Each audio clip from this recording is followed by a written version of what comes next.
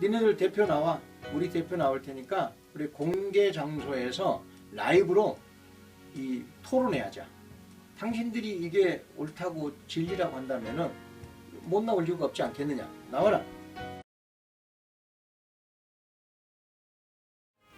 많은 사람들이 신천지와 같은 이단에 빠지는 이유 중 하나가 교회에 대한 불신과 실망감의 영향도 크리라 봅니다. 교회가 연합하여 이 문제를 풀어가야 할 텐데요.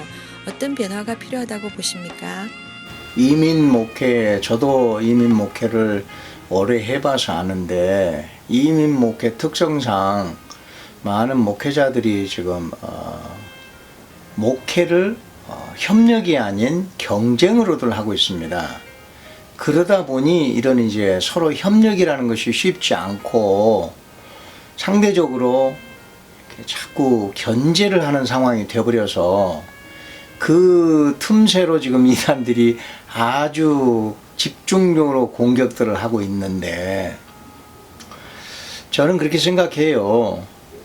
아니 이단들도 저렇게 흥왕하는데 아니 창조주여 전능자이신 하나님을 믿는 우리가 왜 흥왕하지 못하겠냐 이 말이죠. 그렇다면 우리가 근본이 잘못됐다 그런 생각을 해볼 수밖에 없습니다. 그래서 우리 교회는 괜찮아 이런 생각하지 마시고 많은 분들이 부모님들이 자식이 이웃집 자식이 잘못됐을 때 우리 집 자식은 괜찮아 우리 집 아이는 안 그래 그렇게 많은 부모님들이 생각을 하는데 사실은 우리 집 자녀도 세이프티 존에 있는 건 아니에요. 누구도 nobody knows. 저도 자식이 있는데 아들 하나 딸 둘 있는데 물론 다 장성했습니다만은 다 그렇습니다. 그렇기 때문에 우리 교회는 괜찮아 그 생각부터 체인지 마인드 좀 해주셨으면 해요. 우리 교회도 그 세이프티 존에 있다는 게 아닙니다. 지금 세이프티 존에 있는 데는 없습니다. 그렇기 때문에 반드시 그 생각을 좀 하시고 그리고 우리가 죽으면 천국 간다고 우리가 천국에서 한 곳에서 한 분을 섬기면서 영원토록 살자고 지금 분명히 형제자매라고 성경은 그렇게 얘기했고 그렇게 가르치면서 입술로는 그렇게 가르치시면서 왜 교회 안에서 서로 이웃교회와 반목하고 대적을 합니까? 견제를 합니까? 경계를 합니까? 이웃집하고 서로 협력해서 이웃교회가 내 교회 형제교회니까 협력해서 우리 한국 속담에 뭐 사춘이 논사하면 배 아프다는데 그런 속담은 이제 우리가 좀 바꿀 필요가 있지 않겠습니까? 더욱이 우리 미국에 이민 와서 사는 우리끼리라도 정말 믿음의 형제니까 서로 협력해서 힘을 모아서 잘 대처해 나갈 수 있다고 저는 확신하고 있는 사람입니다. 그래서 목회자는 목회에 전념하십시오. 이제는 전문가 시대가 되었어요.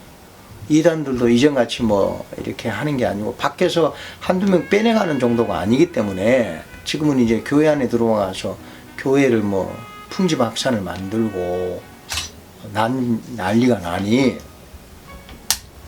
이제는 전문가를 불러서 이단에 대해서는 전문가화 하시고 여러분은 목회에 전념하시고 그렇게 하시면은 이 부족한 부분을 이단 전문가가 잘 업그레이드해서 보충해서 채워드리고 여러분은 그것을 자양분 삼아서 목회에 더욱더 살찌우고 평안하고 교인들에게 영적으로 풍성한 홀들을 먹이시면서 목양하시기를 진심으로 축원합니다. 많은 교단으로 나뉘어진 한국교회가 하나로 연합할 수 있는 방법을 한 가지로 제시한다면요. 목회자들이 자신을 내려놓으면 됩니다. 저는 이제 이거를 한마디로 표현했지만 저는 이걸 수업료를 많이 내고 배운 터득한 진리인데요. 목회자가 자신을 내려놓지 않고는 하나가 될 수는 없습니다. 지금의 교회나 교인들이 이러한 신천지로 인한 피해와 위기의식을 잘 인식하지 못하는 이유가 뭐라고 생각하십니까? 이 상황 판단, 어떤 위기의식, 현실을 직시하는 그런 영적인 부분이 매우 약해요 지금. 그래서 많은 분들이 우리 교회는 우리 목사님들이 잘해. 그리고 또 목사님들은 내가 다 할 수 있어. 이렇게 생각하는데 그렇지 않습니다. 미안하지만 제가 이 사역을 하면서 보니까 제가 올해 40년째인데 이 사역을 하면서 보니까 바로 그런 생각을 가지고 계신 목회자가 섬기는 교회에 침투한 사례가 꽤 됐습니다. 그래서 그분들이 저에게 일이 터지고 난 다음에 전화 와서 도와달라고 합니다. 근데 제가 말씀드리는데 도와드리죠. 그런데 쉽지가 않습니다. 왜냐하면 이미 이게 감기가 백신 예방 주사를 맞으면 안 오거나 와도 살짝 지나가는데 예방주사를 안 맞고 감기 오면은 아주 죽게 고생을 해요. 병원에 가도 돈도 들고 고생하고 시간도 들이는데 효과는 더딥니다. 작습니다. 2단 예방대책 세미나를 제가 하라는 이유가, 강조하는 이유가 그겁니다. 너무 쉬운 얘기예요. 통계가 나와 있어요. 2단 대책 예방 세미나를 정기적으로 하는 교회와 안 하는 교회의 통계가 차이는 90%죠. 한 교회는 90%이나 프로텍트를 받아요. 그럼 나머지 10%는 담임 목사님이 한 2달에 한 번 정도 2단에 대한 경각심이 있는 설교만 해주셔도 돼. 저는 가능하다고 봅니다. 사실 저 같은 사람이 필요 없어요. 이런 일을 하는 사람이 따로 있을 게 아니에요. 예수 믿는 사람이라면 다 2단 사입이 퇴치해야죠. 이 성도로서의 사명이죠. 그런데 그리 안 하다 보니까 저 같은 사람이 필요하고 저희 단체가 필요하고 일이 됐는데 제가 바쁘네요. 바빠요. 바쁘다는 이유가 제가 안 바빠야 되는데 제가 바쁘다는 이유가 그만큼 영적으로 더 나빠졌다는 얘기가 되겠죠.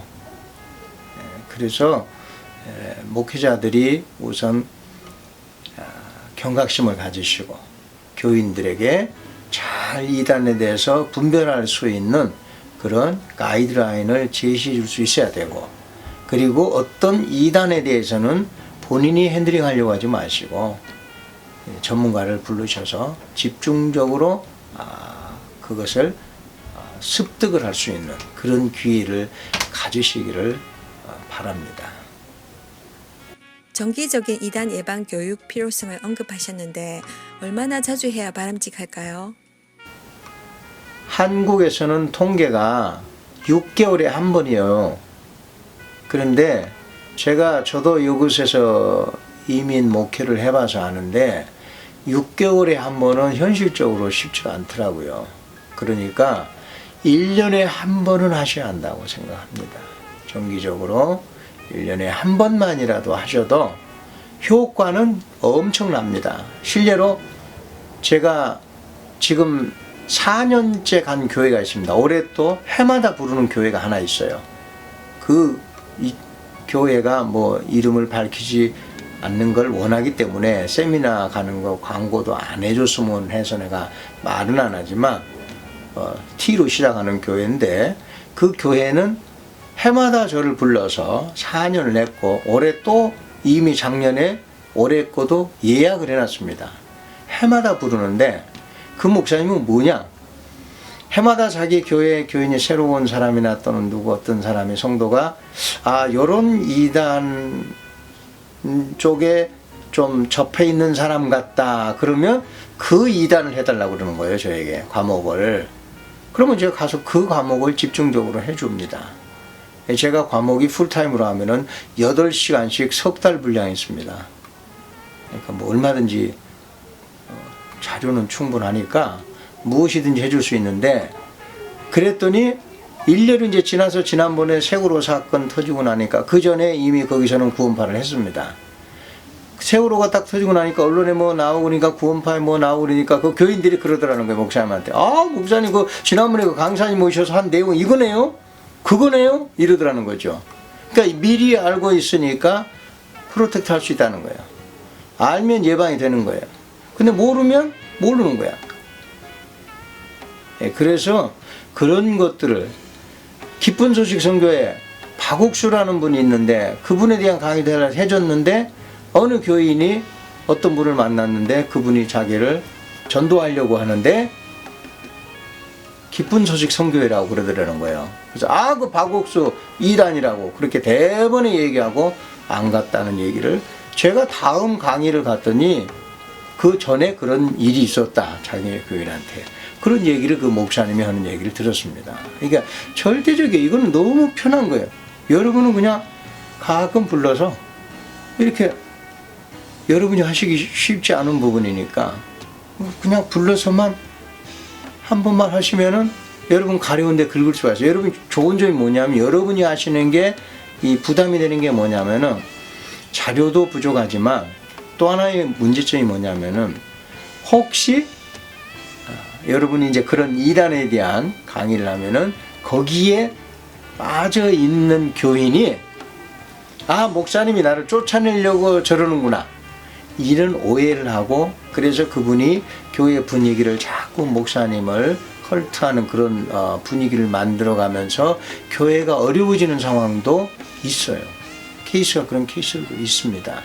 그렇기 때문에 본인이 목회자가 이런 쪽에 예민한 이런 부분을 직접 하려고 하지 마세요.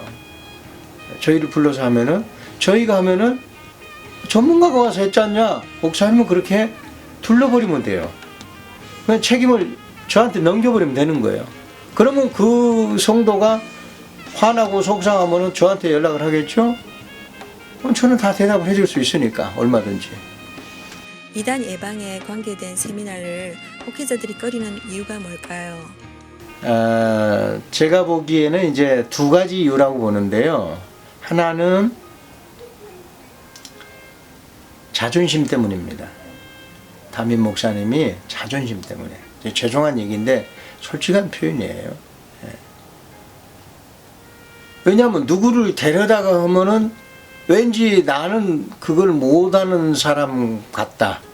이런 그런 자책감, 어떤 그런 좀 열등감 이런 것이 작용을 하는 것 같아요. 그 다음에 두 번째는 우리 교회는 괜찮아. 내가 잘하고 있어.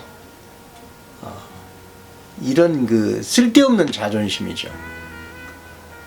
미안하지만 둘 다 아무 도움이 안 되는 그런 생각들입니다. 아무 의미 없습니다. 그거.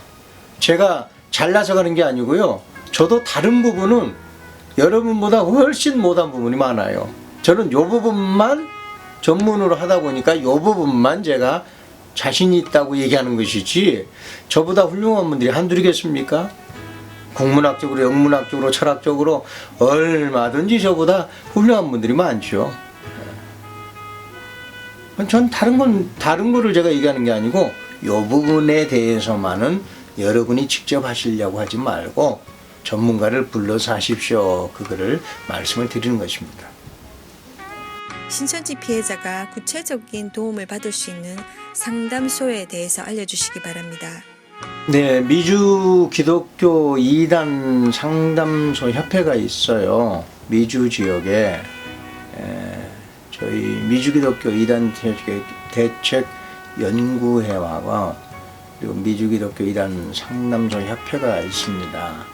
그래서 그곳에서 상담을 통해서 직접 1대1로 그 사람들의 공부한 것을 가지고 잘못된 부분에 대해서 직접 디테일하게 질문하고 답하고 하면서 이 브레인와시 된 부분들을 클린해주는 작업이죠. 그것이 이제 상담소에서 상담원이 하는 일입니다. 아직까지 상담소가 지금 협회이긴 하지만 지금 달라스하고 LA하고 이렇게 현재 저기 그 벨플라워 쪽에 이렇게 그리고 벨리 쪽에 이렇게 밖에 아직은 상담소가 없습니다.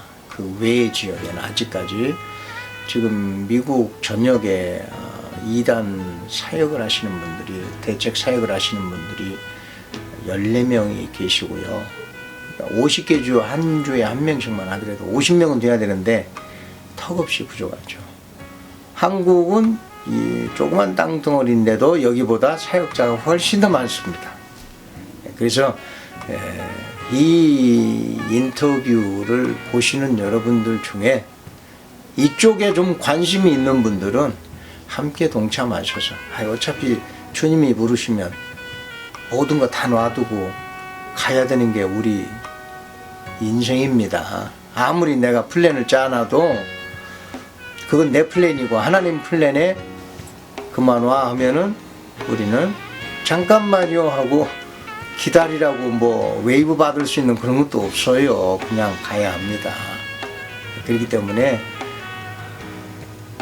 어차피 나그네 삶이니까 어떻게 살다 갈 것인가? 과연 하나님은 무엇을 나를 통해서 이루시길 원하실까? 하나님이 뭘 원하시는 것일까? 나에게 원하는 하나님의 일이 뭔가?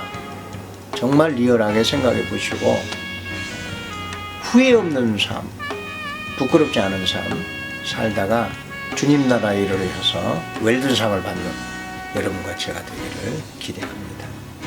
이단 활동은 교회 존재를 파괴시키는 악한 영향력인데요. 교회에 많은 지원이 필요할 거라 봅니다. 현재 후원은 잘 이루어지고 있나요? 이 미주기독교 이단 대책 연구회는 현재 제 자비량으로 하고 있습니다. 제가 메이크머니해서 필요한데 투자하면서 하고 있습니다. 이해는 해요. 저는 협조를 안 하는 분들이 협조를 하기 싫어서 안 하는 사람들은 내가 포기를 한 거고, 협조를 하고 싶은데 협조를 못 하는 분들이 있어요. 그런 분들이 내가 이해가 되는 게 뭐냐, 두 가지예요. 그분들 이해가 협조가 안 되는 이유가, 첫째는 이 교회에서 반대가 있는 거예요. 교회에서 반대가 있는 건 뭐냐면은, 이제 교회에서 후원을 한다든지 목사님이 이런 일에 동참을 한다든지 이러면은 이제 어떤 그 불이익이 오는 거예요. 이단들로부터 공격을 받는다든지, 또는 이단들에게서 저는 그거 경험을 수시로 하면서 사니까요. 이런 육두문자 이런 거 막 봤습니다. 죽이겠다는 얘기 많이 봤는데, 제가 이게 시계가 노공기입니다. 노공기 시계인데 이런 걸 차고 다니는 이유가 다 그런 거, 그 사람들의 증거 자료, 프루프할 수 있는 에비던스가 필요하니까. 그 사람들은 오리발 내미는 건, 거짓말은 너무 잘하니까. 그래서 그런 이유들, 그리고 힘드니까 참여하기가 힘들잖아요. 한국 교회 역사상 많은 이단들의 출현이 있었습니다. 그들의 말로를 보면 분명 우리가 배울 부분, 즉 피해를 극소화하고 해결점을 찾을 수 있으리라 봅니다. 과거의 다른 이단 활동과 그들의 결말 등을 통해 교계가 어떻게 피해를 보았으며 어떤 배움을 얻었는지요. 또 신천지의 경우 어떻게 응용하며 어떤 희망을 가질 수 있는지요. 우리 한국인들은 이 신앙을, 냄비 신앙인이 많아요. 그래서 막 뜨겁다가도 금방 식어. 일례를 들자면 세월호가 큰 사회적인 이슈가 됐었죠. 그래서 세월호 터지고 나니까 그게 구원파 유병원 이래 쭉 얘기가 나오니까 막 이단에 대해서 막 해야 된다고. 그래가지고 여기서도 한국에서는 여러 TV 채널에서 우리 이단 사역자들이 좌담회를 우리 정동석 교수 같은 경우는 200회도 넘게 나갔고요. 최당영 목사도 100회 넘게 나갔고요. 한국의 이단 사역자들이 여러 명이 몇십 번씩들 나갔어요. 상담을 했습니다. 좌담을 했습니다. 그런데 미국에서는 저한테 언론에서 기사를 보내달라고, 구원파 세월호 잘못된 것에 대해서 기사를 보내달라는 그 신문, 기독신문에 2군데 연재를 몇 차례 보낸 적이 있고요. 그게 다입니다. 그게 다예요. 그리고는 조용합니다. 언제 무슨 일이 있었나 이런 식으로 너무 조용합니다. 그러니까 제가 드리는 말씀은 신앙생활이라는 것이 그렇게 잠깐 반짝하고 그만두는 게 아니고 내가 죽을 때까지 아니면 내가 죽기 전에 예수님 모실 때까지는 해야 될 일 아니겠어요? 그렇다면 내가 지속적으로 신앙생활을 해야 되는데 이 지속적으로 신앙생활을 하기 위해서는 내가 확실한 구원관이 확실함 속에 있어야 된다 이 말이죠. 내가 구원관이 확실하지 않으면 자꾸 왔다 갔다 해. 그때마다 달라요. 구원이 받을 때도 있고 못 받을 때도 있고. 이러면 안 되죠. 신앙인은 이렇게 살아서는 안 되고 지금 죽어도 난 천국 간다 하는 이런 구원의 확신이 있어야만, 그래야 또 그런 사람이래야 이단들이 침투를 못해. 넘보지 못합니다. 내가 하나님의 전신갑주로 똘똘 뭉쳐있는데 어찌할 거야. 그러니까 성경을 지속적으로 계속 읽으세요. 그리고 교회에서 성경 공부하는 것을 꼭 참석하세요. 본교회에 있을 겁니다. 이제는 외부에서 성경 공부는 안 돼요. 옛날엔 그것도 가능했는데 지금은 그것을 통해서 이단들이 집중적으로 공격이 오기 때문에 절대적으로 외부 성경 공부 1대1, 1대2의 성경 공부는 참석하지 말기를 부탁드리고, 본 교회에서의 성경 공부를 통해서 더욱더 내가 구원의 확신과 또 이 성경의 지식을 가지고서, 이단들은 반드시 성경을 인용을 하지만 잘못된 걸 인용을 하기 때문에 우리가 그걸 알면 너 이거 읽어, 이건 이거야 하고 바로 지적을 해줄 수 있지 않겠습니까? 근데 그걸 모르다 보니까 성경 갖고 얘기하니까 성경이지 하고 이렇게 받아들이다 보니까 미혹의 영에게 이끌려가는 건데, 저는 그분들도 안타깝게 생각해요. 그분들도 하나님이 창조물 중에 하나고 분명히, 다만 그분들과 우리의 차이점은 그분들은 미혹의 영역에 이끌리고 있다는 거고 우리는 성령에게 인도함을 받고 있다는 차이뿐이에요. 그렇기 때문에 그들을 위해서도 저는 기도합니다. 사실 목회보다 이 이단 이 대처 사역은 더 힘들어요. 목회는 서 있는 사람을 구원하는 거라고 표현하자면 이 사역은 반대로 가는 사람을 되돌려오게 하는 겁니다. 사실 쉽지는 않은데 그럼에도 불구하고 저는 낙심하지는 않습니다. 하나님이 전능하신 분이니까 그분의 힘을 믿고 계속 해나오고 있고, 또 여러분도 당연히 그렇게 하시리라고 저는 믿습니다. 개인적으로 이단 예방 사역을 하시기 시작한 동기와 꾸준한 사역의 비결이라면요? 40년 전인 76년에 제가 시티즌 미션 센터라는 그 시민 선교 센터에서 청소년 상담 카운슬링을 했습니다. 근데 그때 어느 날 여호와의 증인이 한 분이 왔어요. 그래서 이제 신앙 토론을 하게 되었죠. 아시다시피 여호와의 증인은 책 피면 자기 글자 극이 나오고 그 다음 나오고 뭐 줄줄줄줄 달달 그 페이지 갖고 와서 하는 사람들이니까. 근데 그 성경 구절 얘기하면 저도 또 그래 이거 있지 않냐 이렇게 주고받고 했습니다. 근데 한 12번째쯤 갔을 때 그 사람이 대답을 못했어요. 그래서 내가 또 하나 더 줬죠. 이것도 있지 않냐 했더니 전 증인이 아닙니다. 여러분이 아시겠지만 여호와의 증인에서 그 증인이라는 그 포지션은 우리 기독교에서 말하자면 목사 포지션이죠. 그래서 내일 증인을 모시고 오겠습니다 그러더라고요. 그래서 오케이 그러세요. 내일 올 때 한 탓으로 오세요. 한 명 오지 말고 12명이 오세요. 제가 그랬는데 사실 그때 12명이 왔으면 제가 이기려는지 지려는지 나도 몰라요. 근데 제가 뭐를 알았냐면은 그 사람들은 이렇게 신앙 토론을 해서 지죠. 그러면 다시는 안 옵니다. 그 집에는 다시 안 옵니다. 그걸 알기 때문에 제가 한 탓으로 오라고 그랬죠. 자신 있게. 그 다음날 안 왔죠. 근데 이제 제가 그때 생각한 거예요. 내가 오늘 이기긴 이겼는데 아, 이래서는 안 되겠구나. 내가 정말 성경을 제대로 알아야만, 확실히 알고 자신있게 알아야만 내가 누구하고도 싸워서 지지 않겠구나. 그런 생각이 들었습니다. 그래서 그때부터 성경을 집중적으로 파면서 이 2단 대처 사역에 첫 발을 디딘 게 바로 그 동기였고요.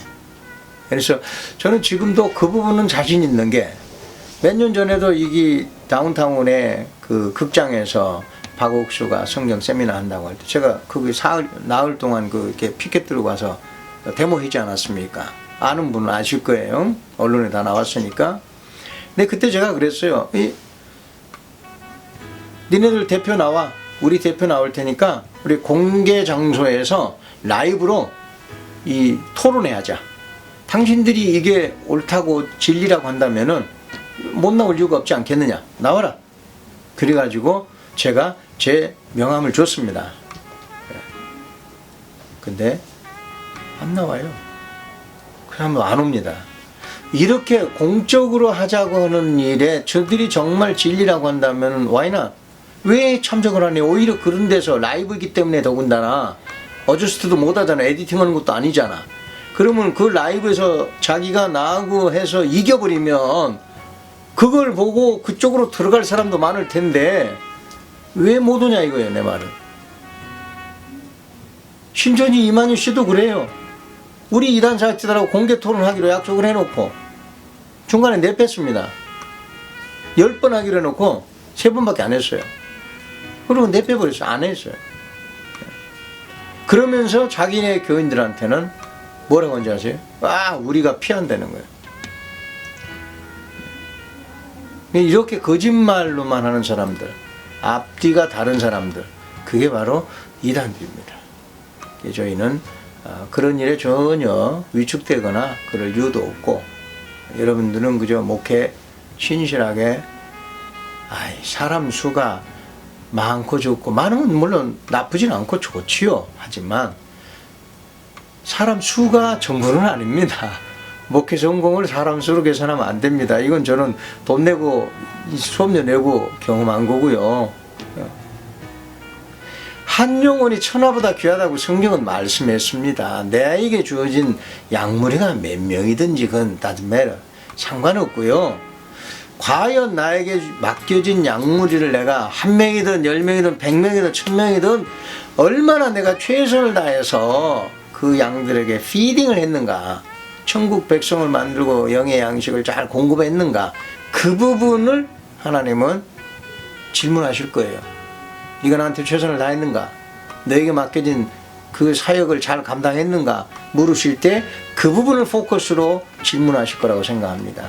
그러니 제발 목회자 여러분, 세상적인 기준으로 목회 성공 그런 거 잣대대지 마시고 영적으로, 우린 스피리추얼 리더 아니겠어요? 영적으로 합시다. 영적으로.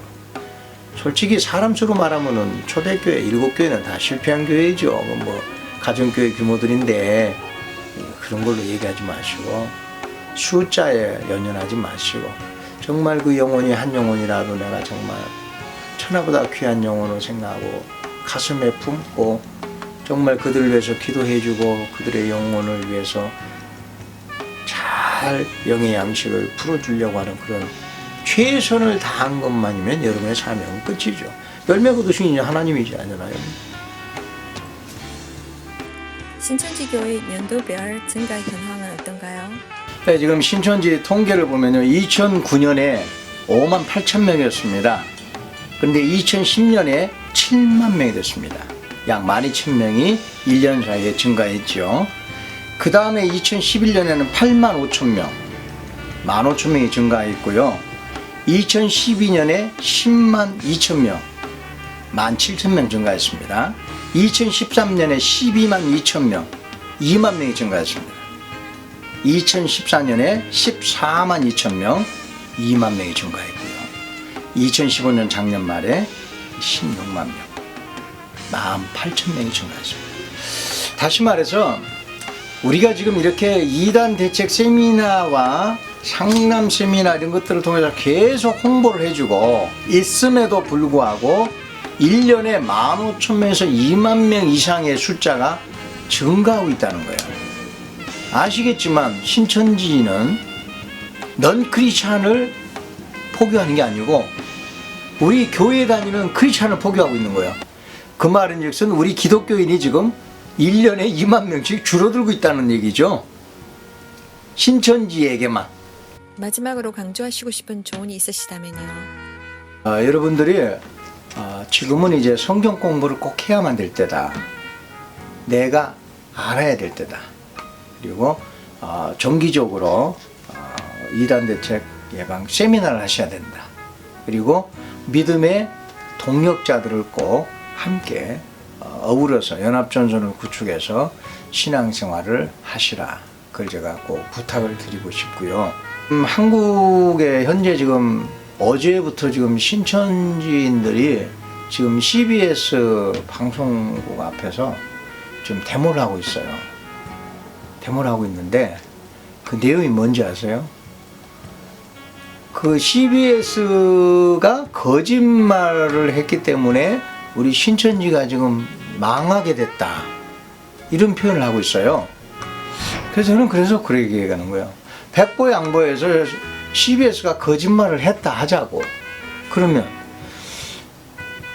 CBS가 거짓말을 했다고 그래 아니 보혜사가 이긴 자가 망하게 된다. 뭐 되겠어요 이게 말이? 그런 이긴 자 그런 보혜사가 무슨 진짜 보혜사인가? 저는 그런 질문을 다시 던지고 싶습니다. 그만큼 이 사람들은 지금 완전히 이만희에게 빠져가지고 상황 판단을 제대로 하지 못하고 말도 안 되는 이런 허황된 교리에 빠져가지고 미혹돼가지고 정상적인 신앙생활뿐만 아니라 정상적인 가정생활, 사회생활도 못하는 아주 이런 피폐해진 상황이 되었습니다. 부디 뭐 이상한 소리를 하면은 그게 이상하구나 잘못됐구나 그래 생각을 해야지 우리 교회에서 안 한 소리 한다 신령하다 그런 식으로 생각해 가지고 괜히 그쪽으로 기웃거리지 마십시오. 진리는 변하지 않는 것이 진리입니다. 내 교회 우리 교회 만족하지 않죠. 사람들이 불완전한데 불완전한 사람들이 모인 곳 아닙니까? 그러나 성경을 벗어나지 않았다면 그곳에서 스스로 만족하시고 스스로 기쁨을 맛보는 그런 수준 있는 신앙인의 삶을 사는 여러분들 되시기를 진심으로 축원합니다. 감사합니다. 수고하셨습니다. 지금까지 미주기독교 이단대책연구회 한선희 목사님과의 신천지 관련 인터뷰였습니다. 저는 리포터 에스더 브라우던이었습니다. 감사합니다.